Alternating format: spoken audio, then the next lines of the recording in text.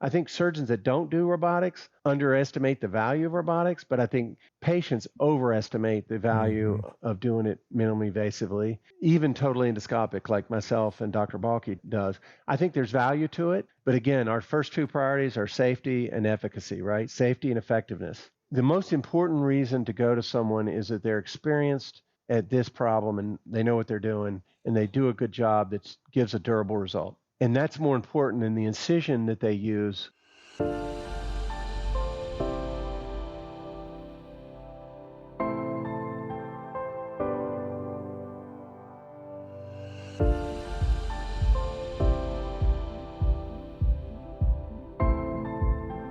Welcome to Imperfect Heart, a place for you to join me, Jeff Holden, in conversations, discussions, and dialogue about our hearts and the impact myocardial bridges have on them. We'll talk with healthcare professionals, those in related fields that support our condition, and others just like us with stories of their myocardial bridge experiences. It's my intention for this content to inform, educate, entertain, and even motivate or inspire you in your personal journey on dealing with a myocardial bridge. Most importantly is to have you leave each episode with hope, knowing you're not alone and that what you're experiencing is real. My guest this episode is somebody I know many of you are anxious to hear from. He practices at Northeast Georgia Medical Center in Gainesville, Georgia, north of Atlanta. Dr. Thomas Sloane Guy is Director of Minimally Invasive and Robotic Cardiac Surgery at the Georgia Heart Institute with Northeast Georgia Physicians Group. He has a broad range of surgical capabilities, but is very experienced and nationally renowned as a leader in robotic mitral valve repair and as one of the few surgeons in the country doing robotic unroofing of myocardial bridges. He grew up in North Carolina, played varsity football, and graduated magna cum laude with honors and a distinguished military degree from Wake Forest University. As a trauma surgeon, he also served twice in Afghanistan and one tour in Mosul in northern Iraq. He was awarded the Bronze Star among many other medals, completing his service as a decorated lieutenant colonel. Dr. Guy has also been named a New York top doctor, a Philadelphia top doctor, U.S. News and World Report top doctor, and Castle Connolly top doctor. Dr. Guy, welcome to the program. Well, thank you so much for having me, and I'm honored to anytime I have an opportunity to connect with patients and with those that are advocating for patients. I consider it to be of the utmost importance. Very glad to be here. Well, first of all, let me thank you for your service. You did 3 tours in the Middle East. That's an incredible commitment to our country. So thank you so much for that in the first place. No, thank you so much. I appreciate that. In fact, my last deployment, I was actually stationed at the San Francisco VA near where you are, and I used to actually care for veterans from the Mather VA, which is in the town you're in now. So, Yeah, correct. Not very far away. yep, I used to care for a lot of patients from that VA because they would be shipped into the San Francisco VA, and I was deployed to Iraq out of San Francisco, and then I got out of the Army shortly thereafter. What was it that you gleaned from your service overseas that led you to where you are today in the practice of cardiac surgery? Because I'm sure that's not what you were doing over there, was it? No, I was doing mainly trauma surgery and humanitarian elective surgery of various kinds. There's a few things that can be learned from deployments. One is the element of teamwork. You're not an individual, you're functioning as a team, and that can be quite challenging. You're thrown in the middle of a desert and you're supposed to stand up a high-level trauma center within a week and function with people you may or may not have ever met or worked with before, who have a very diverse set of backgrounds and capabilities. And yet, the mission is incredible, which is to save the lives of injured American soldiers injured in battle, in combat, along with a fair amount of humanitarian work we did. So I think number one would be teamwork. Number two would be the ability to think outside the box, to be outside your comfort zone. When I was in Iraq and Afghanistan, I had to do a fair number of procedures that were outside the specialties of general surgery and thoracic surgery, where I was cardiothoracic surgery, what I was trained in. Urology, GYN, plastic surgery, pediatric surgery, etc. And I had had some exposure to those things, but I had to help people, and there was no one else around. It was me or nobody. And I even had to do in Afghanistan a series of brain surgeries for people that were had injured heads, as a general and cardiothoracic surgeon. And what I learned from that experience was that it's amazing what you can do if you care about patients. Like if you truly care about their well-being, they don't have any other option. You've done everything you can to help them, maybe get them to another facility where there would be expertise, but you can't do that, so you do what you can. And I was amazed at how generally well the patients do. How the real essential component was not so much a certain knowledge set as it was a desire to do good and to care about the patient, Well, I think in it's all honesty. certainly a testament to not only your skill set, but your consideration. One of the things that I know you're keenly aware of is that people are seeking the surgical unroofing of the myocardial bridges. And when they Yes. get into this process, they look for alternatives to the sternotomy because the sternotomy scares the heck out of everybody because Mhm. that's painful. They've heard it's painful and it's a visible opening of the chest. But a minimally invasive approach, well, and we would all love that because we think it's going to Mhm. be simpler or easier. It's often not the case where that's an option. So this is kind of a two-part question.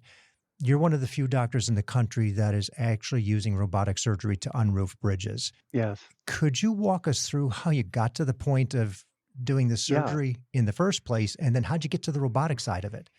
Yeah, fair enough. So, the first thing I tell patients is you've got to really think through what your priorities are, okay, as a patient, because my priorities should be the same, right? So, what do you think the number one priority should be for any kind of heart surgery, in your opinion? What's your answer? Successful recovery, elimination of symptoms. Okay, I would take it even to a more poignant level, okay? I would say your first priority is to survive the experience, to not die. Okay. And while it may seem hilarious, there are people who Yeah. die after heart surgery. Yeah. I always tell patients Neil Armstrong, the first guy on the moon, died after a simple heart operation, had some bleeding afterwards. He ended up dying. Heart surgery is no joke. There are Mhm. risks. And the number one priority has to be surviving the experience, along with, limiting complications, right? As much as we can as human beings.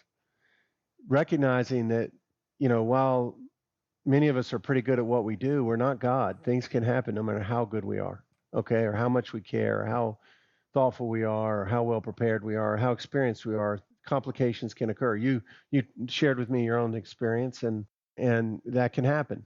Now, your second priority is to fix the problem and fix it as durably as possible. In this case of unroofing, that's adequate unroofing of the myocardial bridge, right? And then your third priority is make it as least invasive as possible without compromising goals number one and two. Does that make sense? Absolutely. And I think And yeah, if I can add, I really appreciate you making that point because the group of us, let's say, that are communicating on the Facebook page, yeah, 2,400 some people, the people who interact with me on the podcast, even the doctors, sometimes we take it for granted because we haven't heard of any death as a result of this particular surgery that, oh, you get the surgery. We forget the fact that, correct, there are risks. this is a huge risk. You're operating and cutting the heart. And it's not just deaths. I have not seen that or heard of a case. I'm sure it's out there, but from myocardial and roofing. Mhm. However, it certainly could happen. I have heard of other complications, bleeding, infection, all sorts of things. Inadequate myectomy, I've heard of. But the truth of the matter is that it's very, very important as a patient, referring cardiologist, and a surgeon to understand those priorities, and they're in that order. So we never put minimally invasive at the top, which is why in my practice I do a fair number of sternotomies for various problems, not usually for unroofing, but I have done it for unroofing when I Mhm. thought it was appropriate because, I'm looking at each patient with that priority list in mind and saying, well, you're a good candidate, you're not a good candidate. And for me, I think it's very important. I just a few minutes ago, finished a coronary bypass grafting through a full sternotomy, old fashioned full sternotomy. So it's not like I'm, opposed to that when it's appropriate. Mhm. The Now the way I got into this is fairly interesting. I do a large volume of robotic mitral valve repairs. That's kind of what I'm known for. And I became interested in the robot back during residency and fellowship when we had it at the University of Pennsylvania, the robot system, the first generation of robot. And at some point decided to get serious about it and joined a couple of very famous surgeons at St. Joe's Hospital in Atlanta, Dr. Doug Murphy, who was a mitral guy, and Dr. Sudhir Srivastava, who was a coronary expert, and learned from them during my time there when I got out of the Army. And then sort of went about my business, building programs in robotic mitral valve surgery primarily with some endoscopic coronary bypass surgery procedures. Okay. Mm-hmm. And then at some point, patients with myocardial bridging started trickling in because I think that my impression, having learned a lot from the patients themselves, has been that it's a very poorly understood problem. I think there is very much a feeling among many cardiologists out there and surgeons that it's not real, that Yes. the majority of coronary blood flow to the heart should occur during diastole. Bridges generally contract the vessel during systole when the heart's contracting, and therefore it shouldn't make a difference. And what I've learned from the patients is, and the experiences that I've had as I've sort of been dragged into doing this, kicking and screaming, meaning I never sought out a practice in coronary unroofing, okay? Nor was I particularly interested in doing that. But patients kept coming to me that were sort of desperate, that had been to lots of different people, et cetera, and they wanted to avoid a sternotomy. And I have the skills to do that. So I thought, well, we can do this robotically. And I started doing them. And I quickly came to the conclusion for me that doing them on the heart lung machine with the heart completely still with the robotic system was the way to go. And there's a couple of nuances to that. For one, Dr. Balke, who's a good friend and colleague of mine, he does them off pump. And to my knowledge, he's the only guy doing them off pump in the world, in part because the coronary stabilizer, the thing that keeps the coronary artery still, has been discontinued by Intuitive Surgical, the robotic company. There's some Mm-hmm. hopes it'll come back, but that doesn't exist anymore. So to do that off pump, you have to hold the coronary artery still. But even then, there are other ways to stabilize the heart and do it off pump. But I felt that it was safest to do it with the heart still, that I could get the safest unroofing done with the least likely chance of injury to the coronary and the right ventricle, which sits shockingly close to the LAD when that's the vessel in question. That's what we've done. And of course, I'm very comfortable putting patients on the heart lung machine with percutaneous access. I use basically no open incisions. I do it with just needles and ultrasound and fluoroscopy. And I'm quite facile at that because we do that every day with our mitral valve repairs. And I think it's a nice way to do it. Now, I've learned other things. I've learned a lot about what I call the R's, the RFRs, the IFRs, the various, let's say, more sophisticated measures of coronary blood flow. And I still don't know that I completely understand it. I bet you there's patients that actually understand it better than I do. But as best I can tell, it sort of helps you understand blood flow, not just during diastole, but over the course of the entire cardiac cycle. And I've come to believe that there's a subset of patients with muscle overlying their coronary arteries who have constriction of that vessel during systole, but who overall have compromised blood flow to their myocardium over the course of the cardiac cycle. In other words, rather than looking at a snapshot of blood flow during diastole, you look more at the area under the curve, if you will, Mm-hmm. the total amount of blood flow over the cardiac cycle. And that's my theory, is that, and you may know more about it than I do, in fact, having interviewed all these smart people, but that's the case. Now, what I've also seen, in all honesty, is I've seen folks that have various symptoms, including chest pain, fatigue, shortness of breath, all sorts of things, difficulty in school. I mean, you wouldn't believe the things I've heard. And they also have a myocardial bridge or an underlying or a segment of coronary artery underlying muscle that's constricted during systole.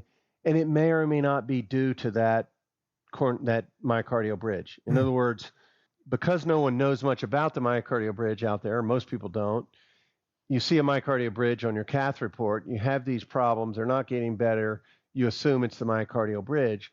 And what I've tried to do is be ethical and to sort through these things as best I can. So what I've typically done is partner with a cardiologist.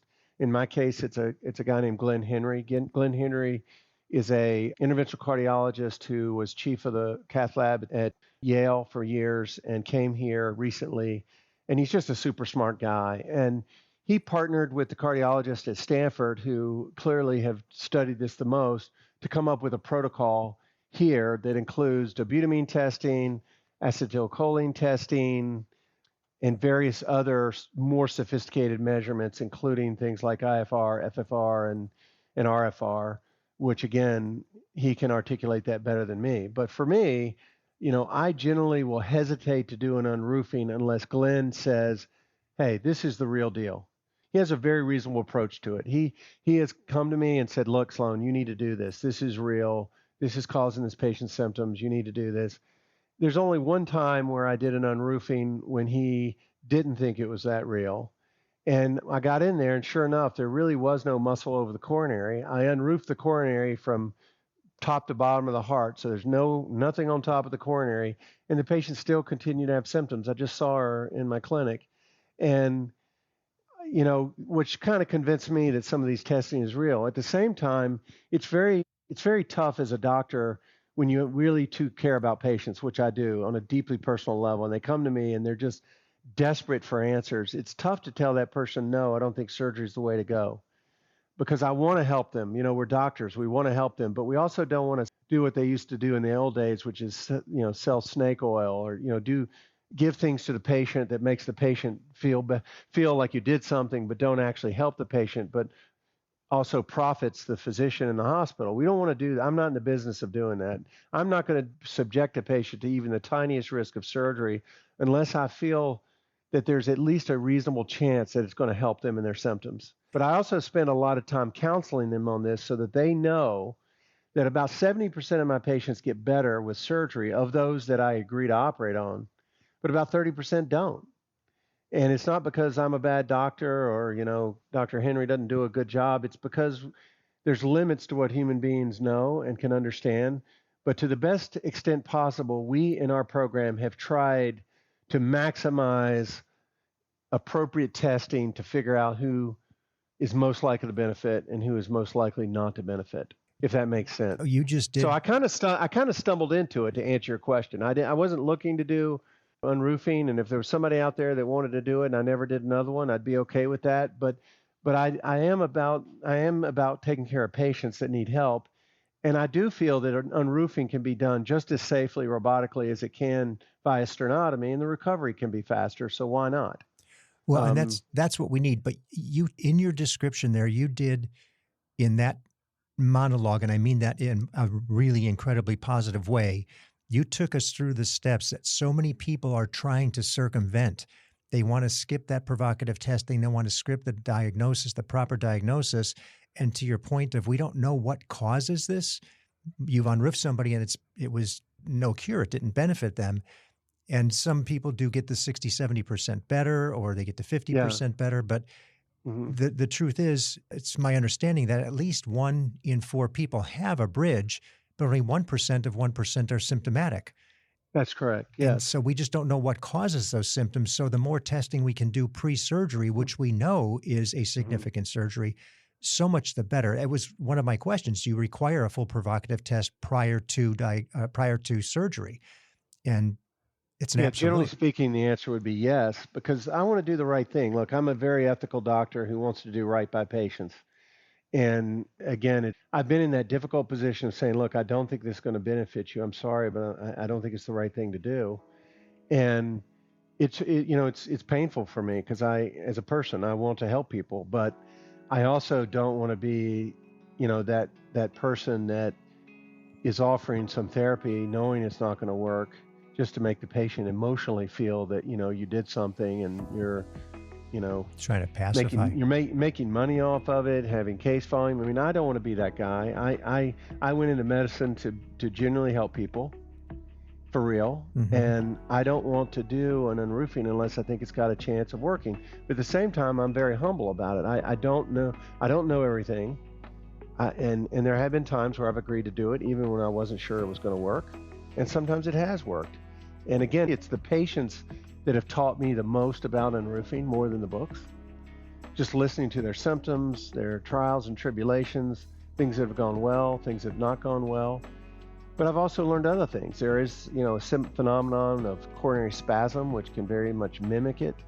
There's run-of-the-mill coronary artery disease, and there's a ton of other things that can cause chest pain, fibromyalgia, musculoskeletal problems, gastrointestinal problems, reflux. I mean, the list of things that can cause similar chest pain is quite large because the nerves that innervate the heart innervate a whole lot else.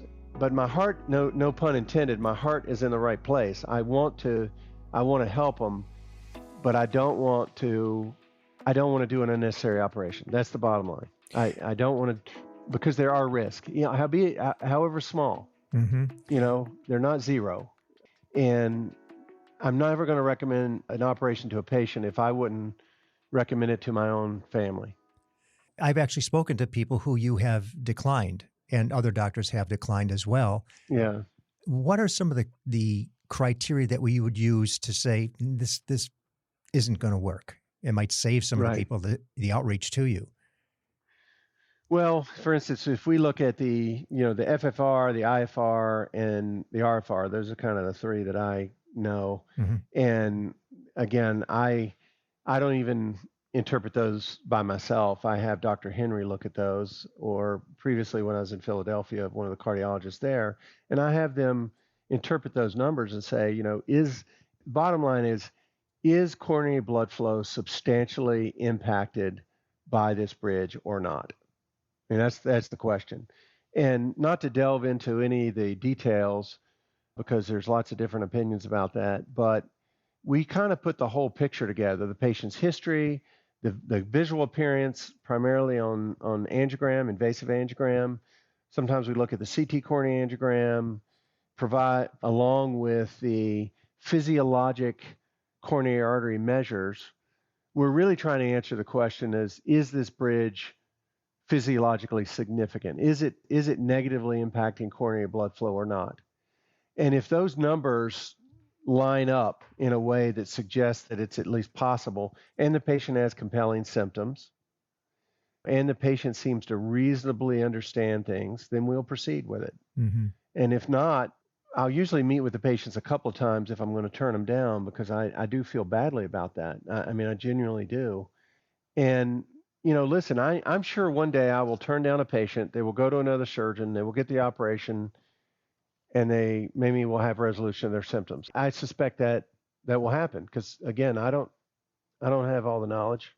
And sometimes there is what we call a placebo effect where a patient can have the operation feel better and it not actually be because of the unroofing itself. There was a study many years ago of something called the Weinberg procedure where patients with coronary artery disease or blockages, they would take an artery off the chest wall and they couldn't do a bypass like an anastomosis or connection beyond the blockage. So what they would do is just dig a furrow into the muscle and they would lay the artery down into the muscle and then close over the top of it. And believe it or not, that was highly successful at relieving angina or chest Wow. pain. And we don't know why. Was it because somehow these vessels developed connections? Was it because it denervated the heart, meaning interrupted, nerves to the heart? We don't know. But the bottom line is I am very humble about it. At the same time, I have to look myself in the mirror, and at this point, I look at those provocative measures to kind of help guide me. Is this the right thing to do? But likewise, I encourage patients to get other opinions because again, I don't know all there is to know about this, and there may be others that have different opinions, and I just want what's best for the patient. If you were to estimate roughly how many unroofing surgeries have you done and how many would be robotic? Yeah, I've probably done over 100 at this point, and I would say 80% of those have been robotic because early in the beginning I was doing them mostly open, Mm-hmm. and then occasionally I'll do them open now if there's some other reason. There's various reasons. Maybe they Sure. have a valve to fix or they're high risk for robotics, etc. But the majority of them now when we do them robotically. It's not a difficult operation technically, particularly the way I do it with the arrested heart. Most coronary surgeons that do coronary bypass surgery in any volume are very comfortable with that. There are some nuances, like I mentioned I learned this early on. One of my early robotic cases, I got into the right ventricle and it was okay because I was on the heart lung machine. So I closed it with suture robotically and it went fine, but it scared me. I didn't realize how close the right ventricle was to the left anterior descending. or you can have bleeding, in the bed. So I'm always very meticulous about that. But in general, it's not like this is some extraordinarily technical operation that requires just a great technical person, be it open or robotic. But robotic certainly requires a certain robotic skill level, which not many folks have. I think you have actually in Sacramento, Bob Kiai is there. He may be doing them. I don't know, but Dr. Kiai is an excellent robotic surgeon. That would be an example of a robotic surgeon with the kind of skill set it takes to do it. But the operation itself is not technically difficult. And I would say that most surgeons could easily do a sternotomy, unroofing, if they were thoughtful and had a lot of experience doing coronary surgery and, really wanted to get the thing unroofed. It's more and I think you can tell by the percent of discussion that I'm putting forward to you that most of it has to do with should I do it or not with how to Right. do it. The how to do it's actually pretty straightforward, honestly. It's most of the angst that I have is whether to do it or not to do it. And it's the same for that patient who's trying to make the decision. They finally got to the point of, I'm going to have the surgery. Right. They've been diagnosed properly. Now it's the decision on what to do. And it goes both ways, fear of the sternotomy and also fear of the robot. The skill set on the robot is much more recent than Rare obviously and rare. Correct. Well, It's actually not that recent. It's interesting because they're getting ready to develop. They've developed a fifth generation of robot. We're on generation number 4 now. I started doing robotics around 2001, and so robotics has actually been around for a long time. Now that being said, there are not many surgeons in the country that have the skill level that I would be comfortable with having my robotic heart operation. Okay. mhm. And I mentioned a couple of them. Obviously, Dr. Balke's one for sure. I mean, I'm always joking, he's better than I am. He probably is. He's very good. He might say so And too. no, he's excellent, but he's also very humble. He Dr. is. Kiai, absolutely, fantastic. I also mentioned Dr. Murphy on the mitral side, Dr. Srivastava, who's actually in India building a surgical robotic system now. So there, I could go on and on. There are a number of very experienced surgeons in whom robotic surgery is just as safe as sternotomy surgery, but it's not as common as sternotomy surgery. I would say virtually any competent adult cardiac surgeon should be able to do an unroofing. They may not be willing to or comfortable doing it, but the Mhm. technical aspects of it are that it would be easy. It's fairly easy to do it via sternotomy, honestly. What are some of the differences in sternotomy versus robot complications and or consequences? So if sternotomy is again, we're both doing the same operation, right? So when you Mhm. do a sternotomy myocardial bridge, you basically take a saw and you saw the breastplate down the middle. Okay. You put a retractor in and you expose the heart. Again, I just did one of these like 2 hours ago. Mhm. So it's not like I'm anti-sternotomy. Sternotomy is easy, but I think it is, quite frankly, Did for at least something for myocardial unroofing. I think it's fairly easy to do an unroofing. Now, when I do an unroofing through sternotomy, I will generally put the patient on the heart-lung machine and stop the heart.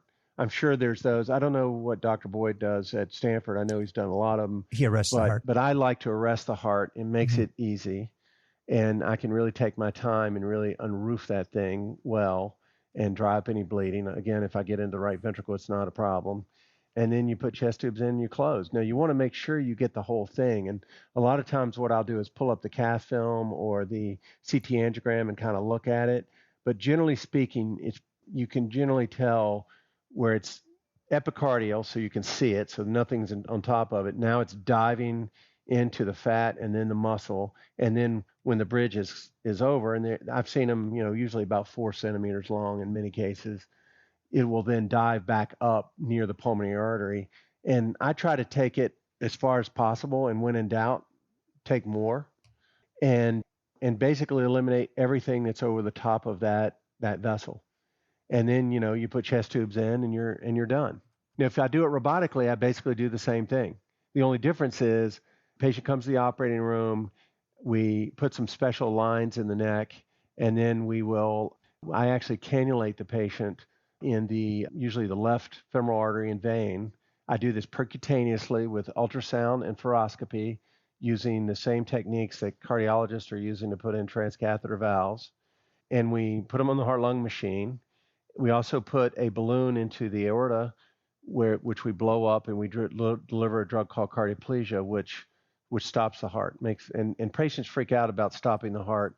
Really, I think it's better to say we put the heart to sleep. So, and I do it for the same reason that sounds like Dr. Boyd does. I want that heart to be still and under complete control. And then you don't need a stabilizer, the robotic stabilizer. I don't have that anymore because they took it away. And you don't need the stabilizer. You can just use a forceps to bring the coronary artery into view. And then you use a combination of scissors and electrocautery to find your way down to the coronary, starting where you see it to where it comes up near the pulmonary artery, and you remove everything on top, usually muscle. And I'm sort of struck because I've had many cases where I've been like, I don't know whether I should be doing these unbridging surgeries or not. And is this real? And then I get in there and I see that tight muscle over the top of the coronary. I'm like, you know what?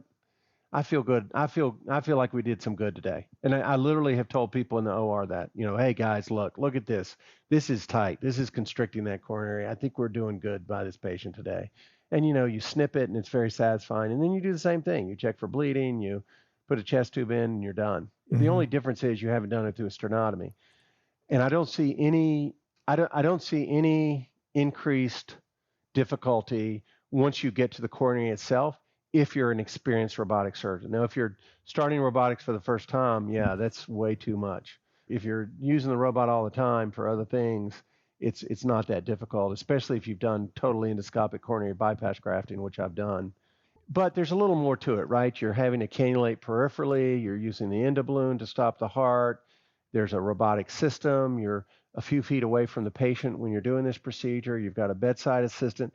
So yeah, that's going to be a bit much for most programs, but the actual unroofing itself is virtually identical to what you would do through a sternotomy. How about post-surgery? Any differences in complications? Obviously, there's always the possibility of infection in either, but it seems there could be some myocarditis or different circumstances that could occur post-robotic that are maybe less when it's sternotomy. So let's talk about each procedure and what, unique complications relative. So one complication of sternotomy is a sternal wound infection, and that is actually potentially a devastating complication. It is nasty, sometimes requires removal of the sternum, but in fairness, it doesn't often occur, particularly in patients where you're not removing the internal mammary arteries that are, supplying blood flow to the sternum. But it does occur. Superficial wound infections do occur, and those can be annoying because it's a fairly big incision, the sternotomy, and that can be annoying. Pain is a big issue with sternotomies because the sternum, it moves. Now, I like to use sternal plates, which reduces the pain, I think, when I do sternotomies, but there's no doubt that you can have a fair amount of pain from sternotomies. But a sternotomy is not the worst thing in the world. I just told you I did one 2 hours ago. Yeah. And I think that one of the things I've struggled with as a big advocate for robotics and minimally invasive, as much as I'm a fan of it, I do think that patients overrate the value of doing it without a sternotomy, meaning they think it's like way up here, whereas it's real. I think surgeons that don't do robotics underestimate the value of robotics, but I think patients overestimate the value of doing it minimally invasively, even totally endoscopic like myself and Dr. Balke does. I think there's value to it, but again, our first two priorities are safety and efficacy, right? Safety and effectiveness. And I think when I talk to patients, I tell them the same thing I tell my mitral valve repair patients. The most important reason to go to someone is that they're experienced at this problem and they know what they're doing and they do a good job that gives a durable result. And that's more important than the incision that they use to get to your heart. In the end, that's number one. However, we do have this additional benefit. Now, on the robotic side, you're poking holes in the left chest, so you could injure the lung.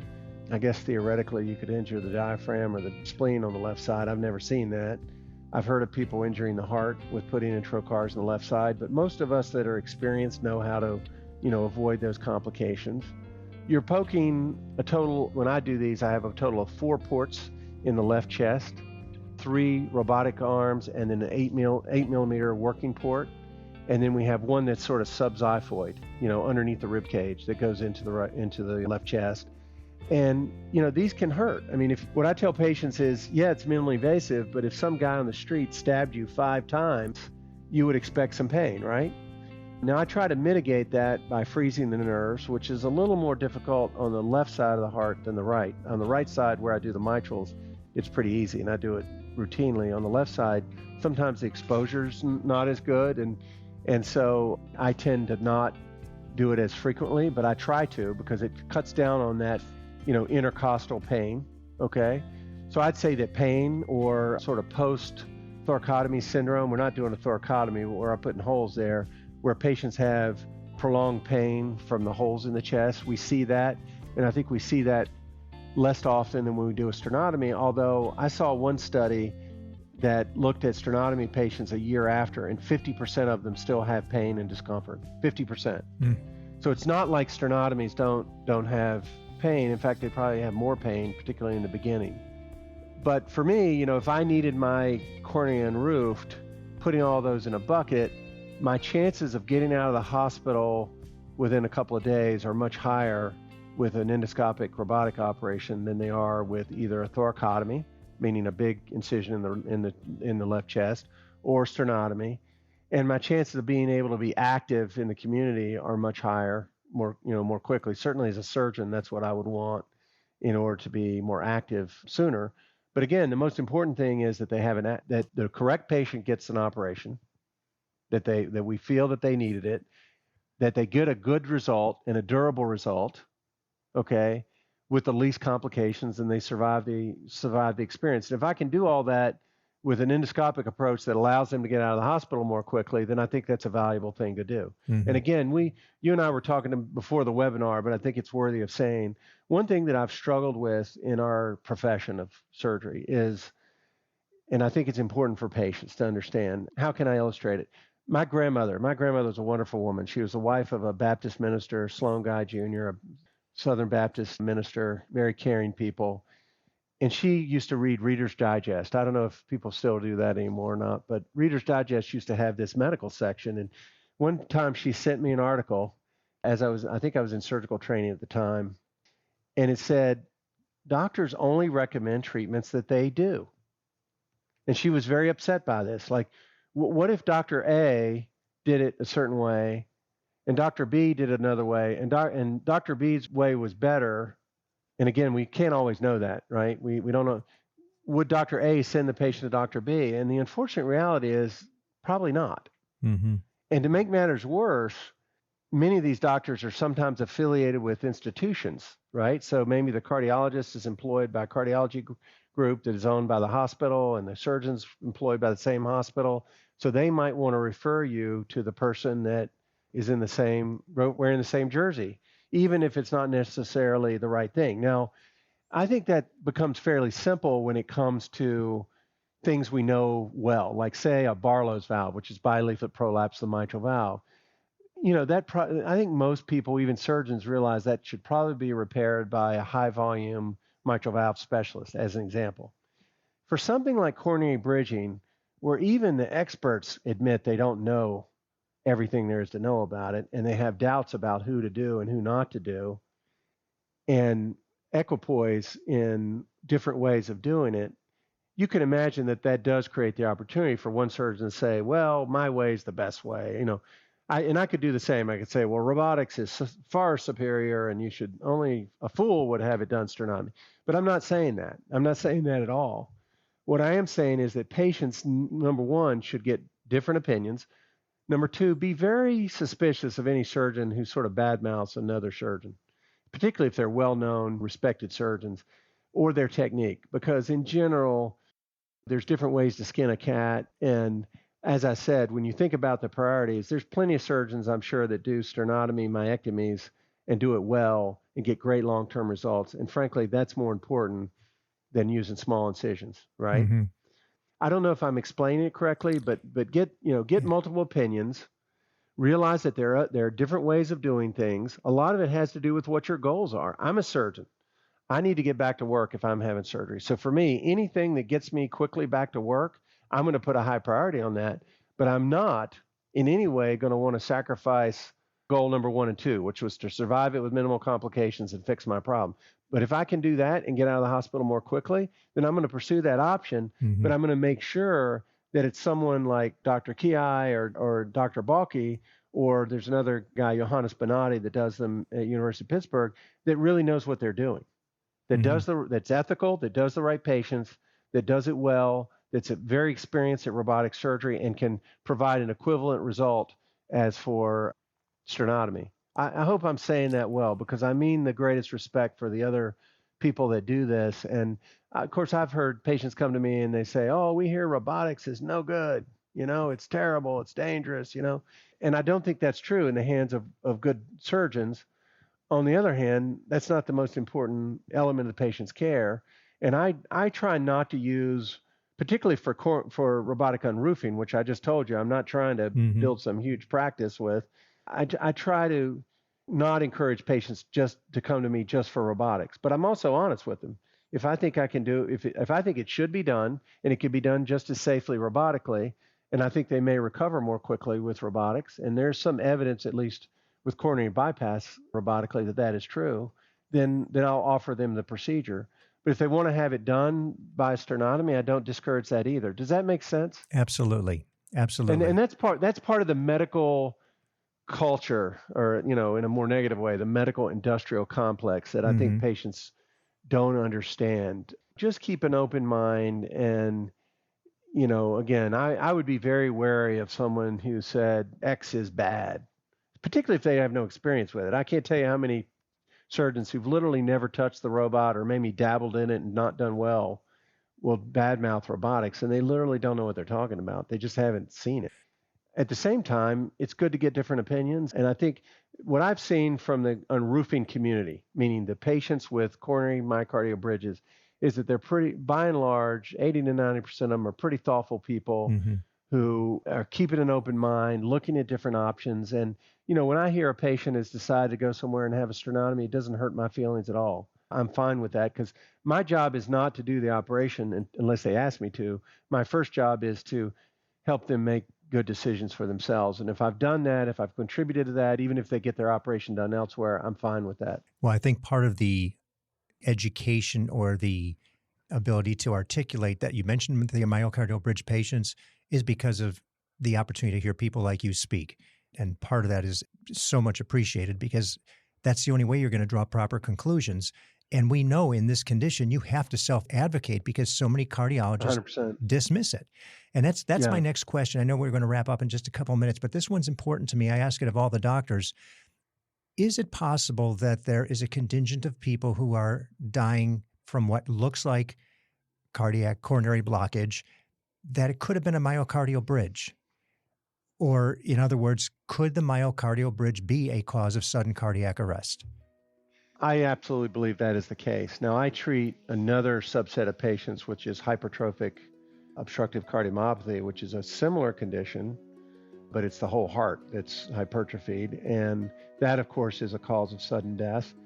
I think that myocardial bridging is absolutely a potential cause of sudden death. And, the problem is going to be, the numbers that you gave. It's a very small fraction that are quote unquote symptomatic. Correct. And yet, a large proportion of people in the population have myocardial bridges, meaning coronary arteries underneath muscular bridges. And of course, we're not going to, what'd you say, 25% of the population, we're not going to take 25% of the people in the United States and just sort of prophylactically unroof their coronary arteries. Right. But I think we do need to learn more about myocardial bridging. I mean, I think a lot more research needs to be done. Not just, I know Stanford has had a great effort, but I think other institutions need to start to look at some of the basic science of this and also looking at coronary spasm. That is a very common cause of heart attack, particularly in young people. But to answer your question, I think it is a potential cause of sudden death. Your workday is full of life-saving practices. 2 hours ago, you were just performing a major surgery on somebody's heart. What do you do to relax, Dr. Guy? What's out for you when you can get out of the you're in the OR right now, which you're the first interview I've done in the OR. So, well, that's a great question. That is important, actually. I was just visiting with a family right before I talked to you, another family, and I was explaining to them that I would not be here tomorrow because I'm not on call tomorrow. And she looked at me kind of aghast. What do you mean you're not going to be here? And I'm like, well, let me put it this way. I have to take time off because the last thing you want is a crazy surgeon taking care of you. And if all you do is It's true. work, you will go crazy. Okay. I have a number of hobbies. I like to golf. My newest hobby, which I'm very excited about, is I moved to Georgia to the Georgia Heart Institute on Lake Lanier. So we have this huge lake, and I have a boat, which is literally just in my backyard on Lake Lanier. And I've been learning how to boat. I'm even thinking about learning how to sail.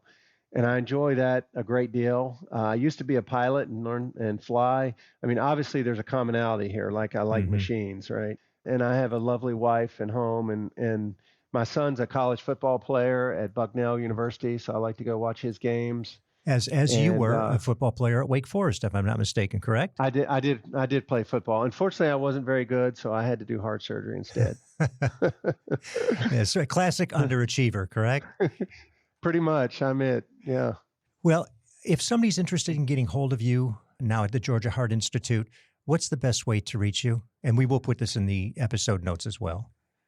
Yeah. So the number, so our office Okay. number is 770-219-7099. And my clinical coordinator's name is Kim. Kim is wonderful. She's very familiar with all this. What our process here would be, I generally like for Dr. Henry to see them first and to review if they've already had provocative testing, because sometimes they've been to University of Chicago or to Stanford or and gotten appropriate testing. So it's just a matter of reviewing it. Then he'll review it. If not, he'll often go ahead and schedule the testing, and then they'll usually see me after they've seen Dr. Henry. And the reason for that is I'm sort of front loading what I think is the most difficult part, which is the decision whether or not to operate or not. And I Mm. just don't want to do it alone. I want to do it with someone that knows a lot about coronary physiology and coronary physiology measurements. So that's the process for us. I do telemedicine visits. I'm a big believer in telemedicine. I hate to make patients travel just to see me. And so sometimes we can do that, although you're certainly always welcome to fly here. Atlanta Airport's not that far away from us. And it's a big hub and a lot of people coming to Atlanta now. Yeah. And again, this is the one message I would have for your community to wrap it up is I am doing these cases because you have asked me to. You, as patients, have come to me and said, we're frustrated. No one's taking us seriously.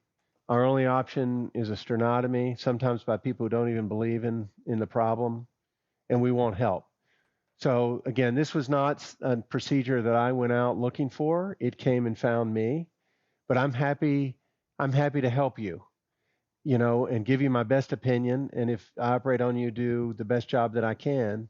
But it's not like I'm doing this for some sort of selfish reason. I'm not. Honestly, it's purely altruistic. It's purely for you.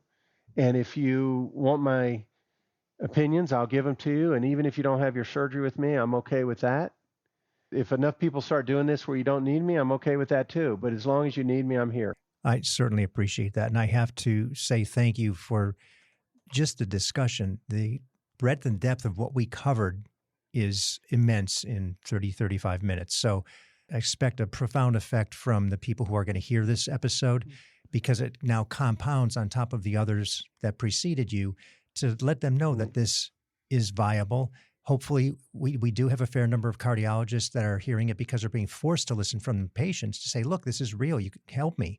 And I thank you from the bottom of my imperfect heart for sharing what's so important to so many of us, and that is our condition and recognition and understanding of it. So thank you. Thank you so much for having me. I'm passionate about surgery and helping patients. So anytime I get a chance to hear and learn, I'm appreciative. Thank you, Dr. Guy, so much. Thank you for listening to Imperfect Heart. It's my hope that this information helped in some way to improve your situation or will help you better understand this condition. More importantly, that it gives you hope through stories that there is help and you most certainly are not alone. If you've been diagnosed with a myocardial bridge, please be sure to join the private Facebook group, Myocardial Bridge Support Group. For more information about our program or to reach me directly, visit the website, myimperfectheart.com. If you like what you heard today, please give a positive review, thumbs up, high five, or whatever your app likes. And be sure to share with everyone important to you so they understand what it is you're dealing with. Please subscribe as well. Welcome each day with gratitude and positivity.